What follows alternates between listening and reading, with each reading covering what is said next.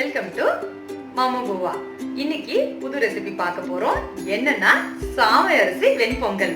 சாமை அரிசி வெண்பொங்கல் எப்படி பண்றதுன்றத இப்ப நம்ம பார்க்க போறோம். சாமை அரிசி வெண்பொங்கலுக்கு தேவையான பொருட்கள் என்னன்னு சொல்லி இப்ப நம்ம பார்க்க போறோம். சாமை அரிசி 1 கப். இது பைத்தம்பருப்பு தோலோட உள்ளது.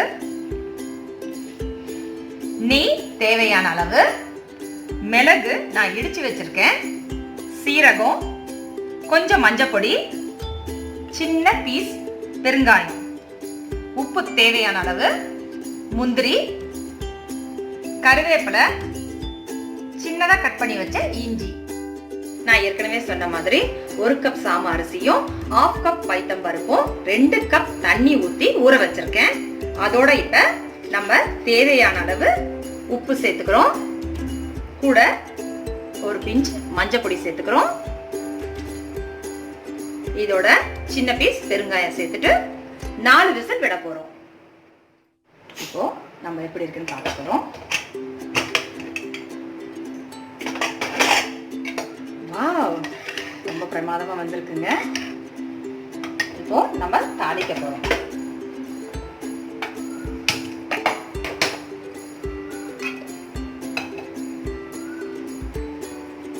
தேவையான அளவு நெய்,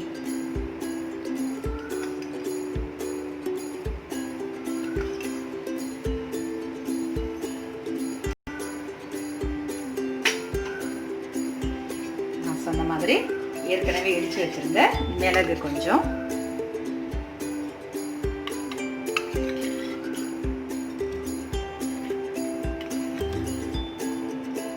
சீரகம் கொஞ்சம்,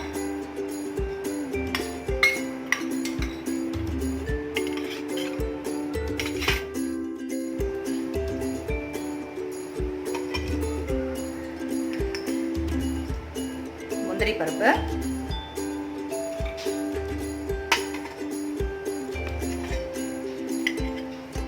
அதோட கட் பண்ணி வச்சிருந்த இஞ்சி,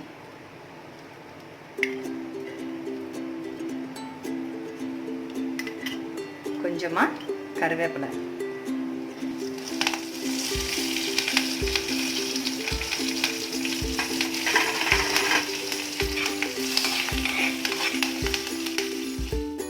தாளிச்சாச்சு. இப்போ சின்ன ஃப்ளேம்ல வச்சுட்டு இந்த தாளிப்பை நம்ம இந்த பொங்கல்ல போட போறோம்.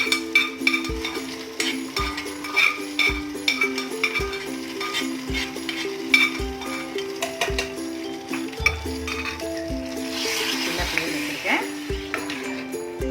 வாவ், ரொம்ப பிரமாதமான சாமை அரிசி பொங்கல் ரெடி ஆயிடுச்சு. இது எப்படி இருக்கு பார்க்கலாம். நம்ம இப்ப இந்த சாமை அரிசி வெண்பொங்கல் எப்படி இருக்கு பார்க்க போறோம்.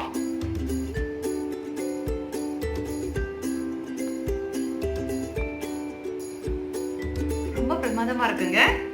நீங்களும் இதை வீட்ல ட்ரை பண்ணி பாருங்க. உங்களுக்கு இந்த டிஷ் ரொம்ப பிடிச்சிருந்ததுன்னா லைக் பண்ணுங்க, ஷேர் பண்ணுங்க, சப்ஸ்கிரைப் பண்ணுங்க.